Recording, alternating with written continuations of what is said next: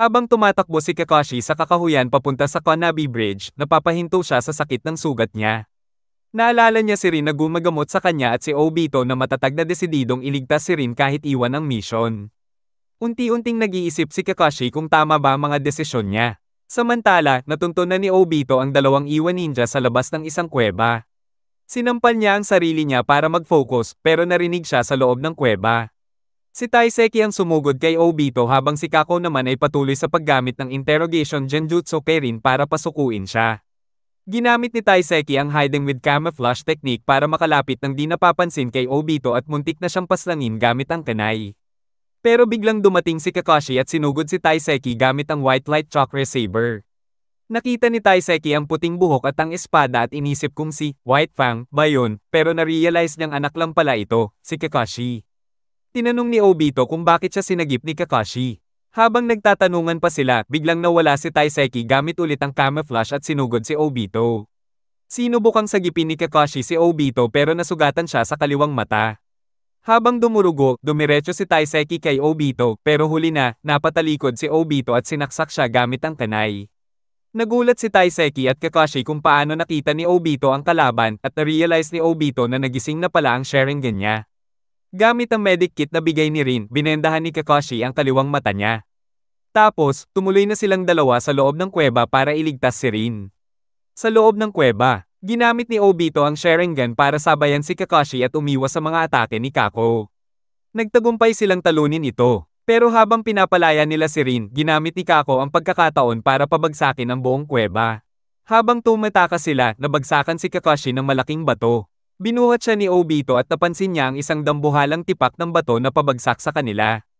Itinulak niya si Kakashi palayo at siya ang nasapul, durog ang buong kaliwang parte ng katawan niya. Pagkagising ni Kakashi at Rin, nakita nila si Obito na naiipit sa ilalim ng bato. Nagsimulang umiyak si Kakashi, iniisip na kung sinamahan lang niya si Obito sa simula, baka di ito nangyari. Nagsisisi siya na kahit siya ang Jonin. Wala rin palang saysay kung hindi niya kayang protektahan ang kasama niya. Naalala ni Obito na wala pa siyang naibigay na regalo kay Kakashi. Kaya pinakiusap niya kay Rin na ilipat ang kanyang Sharingan sa kaliwang mata ni Kakashi. Pagkatapos ng transplant, sumugod si Kakashi palabas ng kuweba at sinalubong si Kako gamit ang white light chakra saber. Nang sirain ni Kako ang espada, ginamit ni Kakashi ang Chidori at pinatay si Kako. Dumating pa ang ibang iwan ninja. Isa sa kanila ginamit ang Earth Release, tearing Earth Turning Palm at gumuho ang buong kuweba. Nakatakas si Kakashi at Rin pero naiwan si Obito sa loob, inilibing sa mga bato. Sa huling hininga niya, malungkot siyang nagmuni-muni dahil ngayon lang sila naging okay ni Kakashi at hindi man lang niya nasabi kay Rin na mahal niya ito. Sa labas, biglang inambush si Kakashi at Rin ng mga iwan ninja. Sabi ni Kakashi kay Rin, tumakbo na at siya na ang bahala. Pangako niya kay Obito, poprotektahan niya si Rin kahit kapalit ay buhay niya. Sabi pa niya, mahal na mahal ni Obito si Rin at siya ang mundo nito. Habang sinasabi ni Rin na may nararamdaman din siya kay Kakashi, nag-prepare na si Kakashi ng Chidori.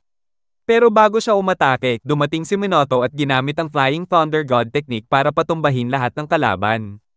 Pagkamulat ni Kakashi, tinanong niya paano siya natagpuan ni Minato. Sabi ni Minato, dahil sa kanay na binigay niya, may special mark yun na kaya niyang iteleportan. Dagdag pa niya, ikinwento ni Rin ang lahat ng nangyari. Matapos masira ang Konabi Bridge, idineklara ng Third Hokage na may dalawang bayani na isinilang sa araw na iyon, parehong may Sharingan. Binigyan si Obito ng memorial bilang ninja na namatay sa Third Shinobi World War, at si Kakashi ay nakilala bilang Kakashi of the Sharingan. Si Kisame ng Akatsuki ay nakipaglaban sa Jinchuriki ng Four Tails. Tinapatan niya ang lava release nito gamit ang sariling water release at siya ang nagwagi. Pagkatapos ng laban, nakipagkita siya kay Itachi sa isang bangin. Sabi ni Itachi, kailangan na nilang pumunta sa taguan nila agad para simulan ang pagsil sa Three Tails at Four Tails. Pagdating nila sa gubat, bigla silang tinawag gamit ang telepathy papunta sa hideout ng leader nila. Doon, tinawag ng kanilang boss ang demonic statue of the outer path at pumwesto ang mga natitirang miyembro ng Akatsuki. Bago simulan ng siling, sinabi ng leader at ni Zetsu na patay na si Orochimaru. Nag-react si Deidara, naasar siya kasi gusto sana niyang siya ang pumatay kay Orochimaru. Pero sabi ni Kisame, wala na silang pakialam doon kasi matagal nang umalis si Orochimaru sa Akatsuki, mga 10 taon na. Dagdag pa niya, ni hindi siya naapektuhan sa pagkamatay ni Hidan at Kakuzo, sabay tanong kung sino ang tumapos sa kanila. Sagot ni Zetsu, si Naruto ang may gawa kasama ang team niya. At si Sasuke Uchiha naman ang pumatay kay Orochimaru. Sinabi pa ng leader na may posibilidad na si Sasuke ay umatake sa buong Akatsuki. Dagdag pa ni Zetsu, may binuong grupo si Sasuke na ang isa sa kasama ay si Suigetsu Hozuki ng Kuregakure. Alam ng boss nila na si Sasuke ay papunta kay Itachi at si Suigetsu naman ay target si Kisame, kaya nagbabala siya sa dalawa na maghanda. Pagkatapos nun, sinimulan na nila ang pagsil ng 2 video na nakuha nila. Matapos ang siling, nag-isip si Deidara kung sino ang sunod niyang target. Gusto niyang gumanti kay Naruto dahil sinuntok siya sa mukha. Kay Kakashi dahil pinutol ang kanang braso niya at kay Sasuke kasi kinuha nito ang pagkakataon niyang patayin si Orochimaru. Samantala, papunta naman ang grupo ni Sasuke, Team Heavy, sa isang lihim na taguan ng mga armas ng Uchiha clan. Ang namamahala doon ay isang matandang babae na si Nekobo. Nagbigay siya ng opinyon na malungkot siya sa posibilidad na magpatayan sina Sasuke at Itachi, lalo na't kilala niya ang magkapatid mula pagkabata. Sa Konoha naman, iniisip ni Tsunade ang plano ni Naruto na hulihin si Itachi para maibalik si Sasuke sa Nayon. Sabi ni Kakashi, may naisip siyang plano at humingi ng konting oras na sila lang 3 Chunin muna ang mag-usap. Maya-maya, ginawang opisyal ni Tsunade ang Itachi Pursuit Mission. Si Kakashi ang bumuo ng 8-man squad para sa misyon. Binubuo ito ng Team 7 sa ilalim ni Yamato at Team 8 sa ilalim ng pamumuno niya. Hinati ni Kakashi ang 8-man squad sa mas maliliit na grupo. Kada grupo, may kasama silang 2 ninja dogs maliban kay Kiba at Kakashi na may sariling pets si Akamaru at si Pakkon. Ang mission nila, hanapin ang kinaroroonan ni Sasuke o Itachi at agad i-report kapag may nakita. Samantala, si Sasuke naman ay nag-assign ng kanya-kanyang task sa mga kasama niya sa Heavy para matrace si Itachi. Dahil si Naruto ay isang Jinchuriki at target ng Akatsuki, binigyan siya ng extra proteksyon. Kasama niya si Yamato, si Hinata, at si Bull, ang pinakamalaking ninja dog ni Kakashi. Habang nagaganap ang lahat ng yan, nag-umpisa na ring maghanap sina Deidara at Tobi ng either si Naruto, si Kakashi, o si Sasuke. Habang lumilipad sakay ng Claybird, sinabi ni Deidara na may nakita siya sa 3, pero hindi niya sinabi kung sino, pinatago muna niya kay Tobi.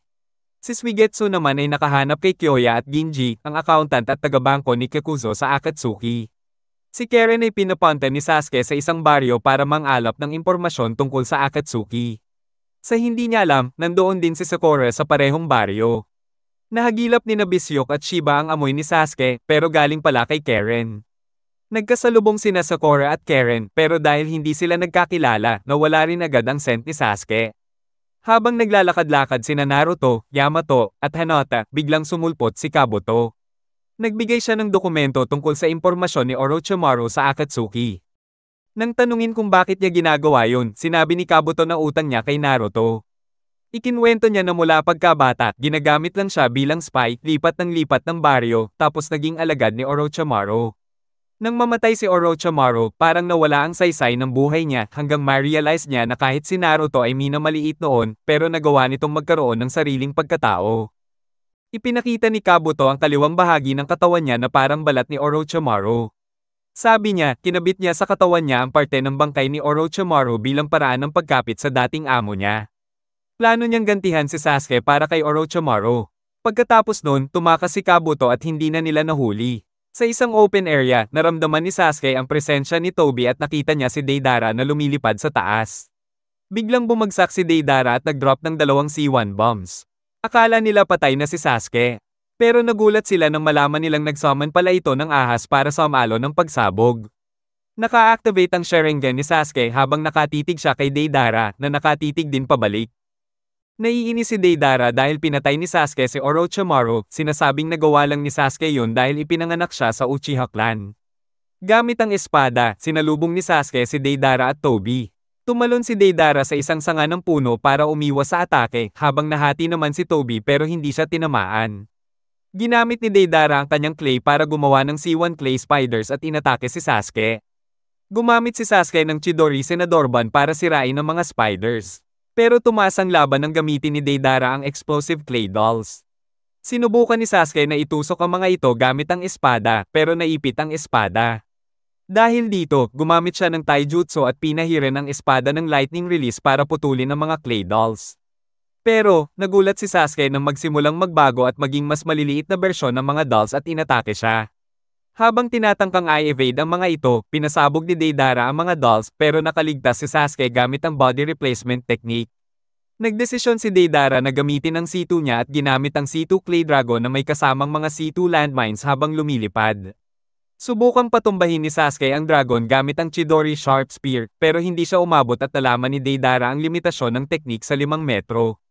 Inakusahan siya ni Deidara na gamit daw ang teknik ni Kakashi, pero inamin din niyang maganda ang transformation na ginawa ni Sasuke. Habang si Toby ay naglalagay ng explosive landmine sa paligid, pinapaputok ni Deidara ang clay missiles mula sa C2 Dragon at pinilit si Sasuke na pumasok sa pangalawang stage ng Cursed Seal para magamit ang mga pakpak nito at makalipad palayo sa panganib. Nakita ni Deidara na parang may sugat si Sasuke sa paa kaya pinaputok niya ang isa pang projectile missile. Ginamit ni Sasuke ang kanyang kaliwang pakpak para protektahan ang sarili, pero natanggal ang pakpak niya.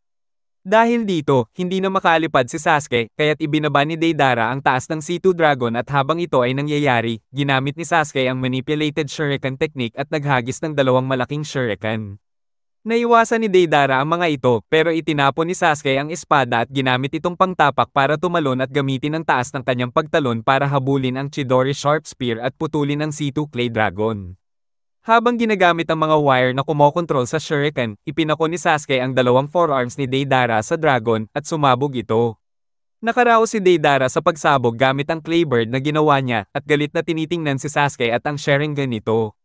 Naalala niya kung paano siya pinilit sumali sa Akatsuki ni Itachi at kung paano niya kinapuotan ng Sharingan at si Itachi mula noon.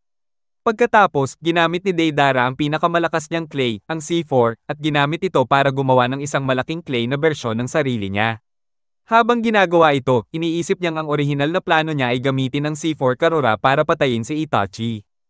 Ipinakawala ni Deidara ang C4 Karura at naglabas ng mga maliliit na nano-sized explosive clay bombs na nagdi-disintegrate ng mga selula mula sa loob, kaya't instant na namamatay ang tao.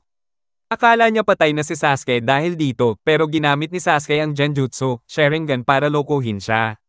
Pagpasok ni Sasuke sa pangalawang stage ng Cursed Seal, inatake niya si Deidara mula sa likod gamit ang Chidori, pero sinadyang hindi tinamaan ang mga vital spots ni Deidara para tanungin siya tungkol sa kinaroroonan ni Itachi.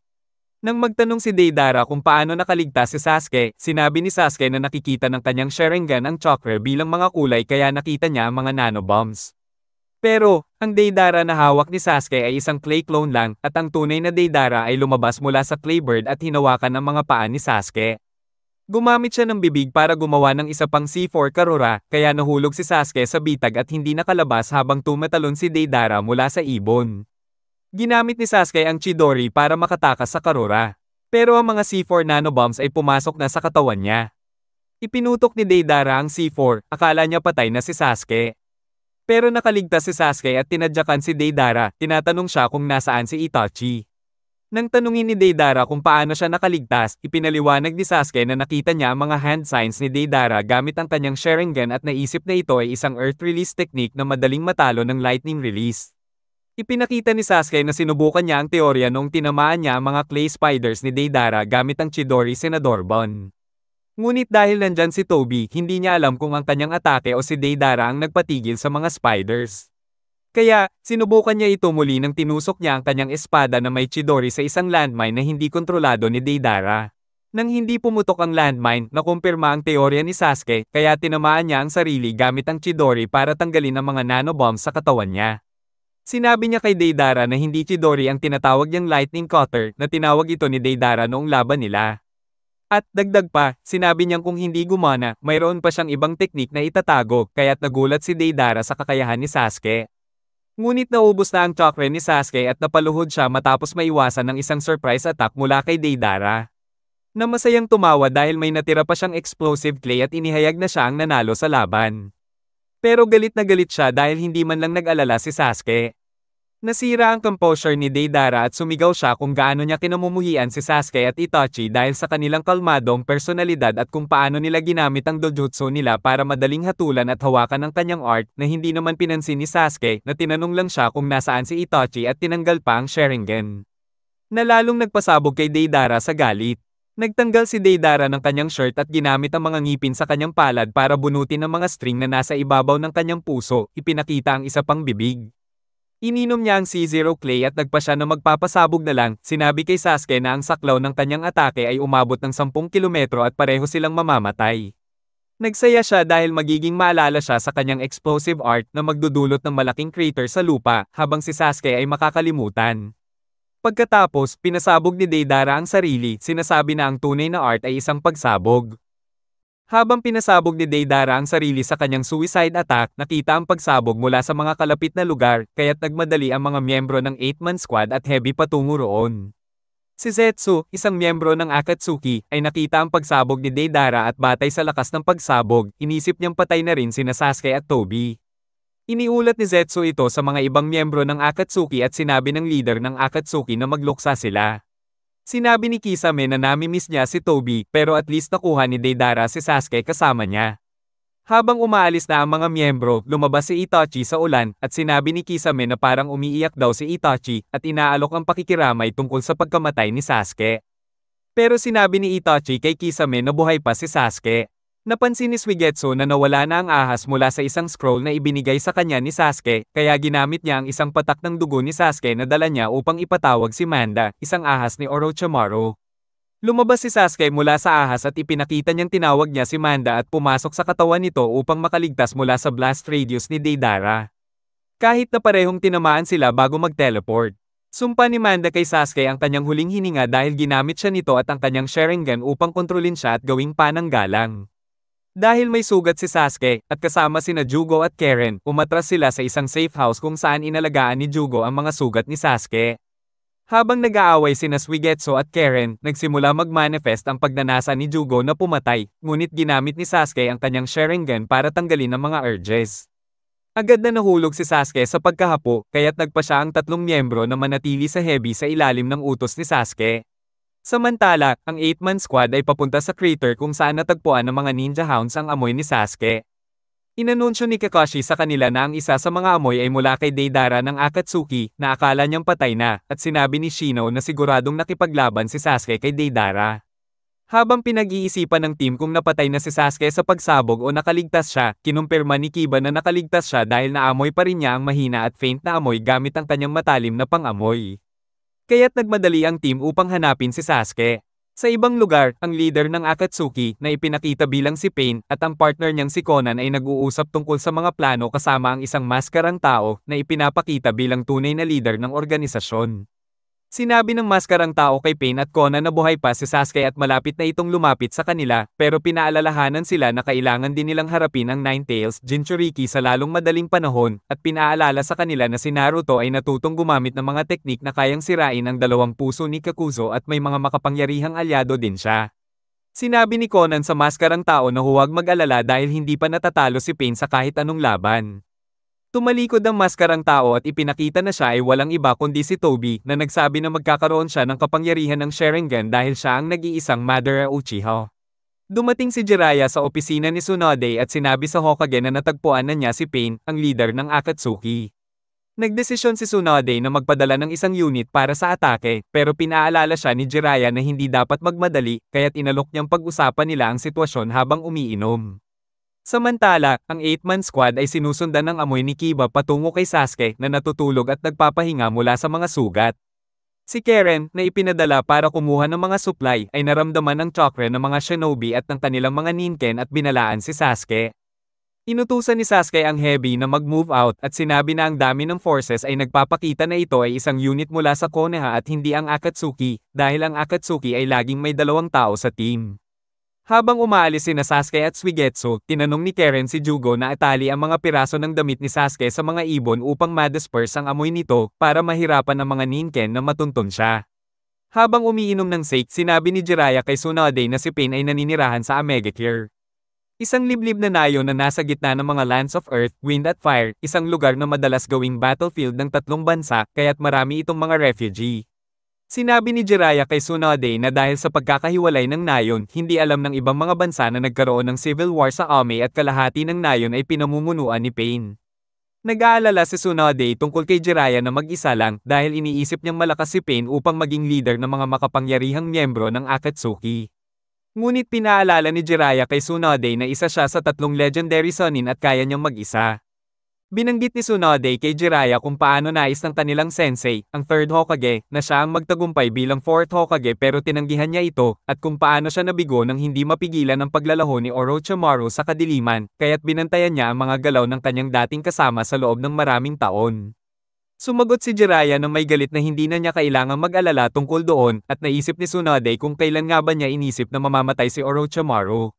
Naalala ni Jiraiya ang mga lumang alaala nila kung paano si Tsunade ay nagsimula bilang isang flat-chested na babae at naging isang babae na may malaking joga, at kung paano silang pareho ay tumanda na kahit si Tsunade ay may hawak ng lahat ng alaala ng mga mahal niya sa buhay sa kanyang malusog na dibdib na nagpa-blush kay Tsunade.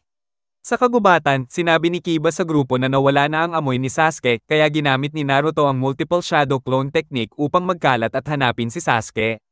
Nahanap niya si Itachi na nagsabi kay Naruto na gusto lang niyang makipag-usap. Nang tumanggi si Naruto na makinig at sinubukang atakihin siya, ginamit ni Itachi ang demonic illusion, Mirage Crow upang ilagay siya sa isang genjutsu. Habang naglalaho ang genjutsu, umalis si Itachi, ang natitirang team ay natagpuan si Naruto kaagad pagkatapos, ngunit itinago ni Naruto ang nangyari sa kanila. Samantala, nakarating si Sasuke sa isang Akatsuki hideout na natagpuan ni Jugo, at sinabi kay Hebi na maghintay na lang sa labas habang tinitingnan niya ito. Sa Konoha, handa nang umalis si Jiraiya nang sinabi ni Tsunade na ipatawag siya kung maging mahirap ang sitwasyon. Pinaalala ni Jiraiya kay Tsunade na hindi siya pwedeng umalis sa Nayon dahil siya ang Hokage, ngunit tinanong ni Tsunade kung bakit si Kakashi na lang ang pwedeng magtagumpay sa kanya, at kalaunan si Naruto din. Nagtawanan si Jiraiya sa mataas na pag-asa ni Tsunade kay Naruto, alam niyang ang kanyang pag-asa ay dahil pareho ng pangarap si Naruto sa kanyang kapatid at kasintahan, at siya lang sa tatlong iyon na hindi namatay. Sinabi ni Tsunade na ganun din si Jiraiya kay Naruto dahil tinuruan niya ito ng Rasengan. Ipinaliwanag ni Jiraiya na ginawa lang niya ito dahil sa nostalgia, dahil si Naruto ay parang si Minato no Mikaze, ang kanyang estudyante at ang 4th Hokage. Inisip ni Tsunade na si Naruto ay kamukha ni Minato. Pero mas malapit sa personalidad ni Kushina Uzumaki, ang ina ni Naruto, na isang kunoichi mula sa Uzumaki. Sinabi ni Jiraiya na hindi siya nagkaroon ng anak pero itinuturing niyang anak si Minato at apo si Naruto. Nagdesisyon si Jiraiya na panahon na para umalis at umiiyak na sinabi ni Tsunade na sana ay bumalik siya ng ligtas dahil ayaw niyang mawalan siya. Tinanong ni Jiraiya kung iiyak siya para sa kanya at mukhang gusto niyang aminin ang kanyang pagmamahal pero tinawanan na lang ito. Kaya't nag-blush si Tsunade. Dahil sa kanyang malas sa pagsusugal, sinabi niya kay Tsunade na ipagdasal na lang ang kanyang kamatayan para maprotektahan siya ng malas ni Tsunade. Nang magpaalam na siya, pinaalalahanan niya si Tsunade na mag-ingat sa route at tumango si Tsunade. Naglakbay si Jiraiya palabas ng Nayon habang pinapanood siya ni Tsunade na ang mga luha ay dumadaloy sa kanyang mga mata.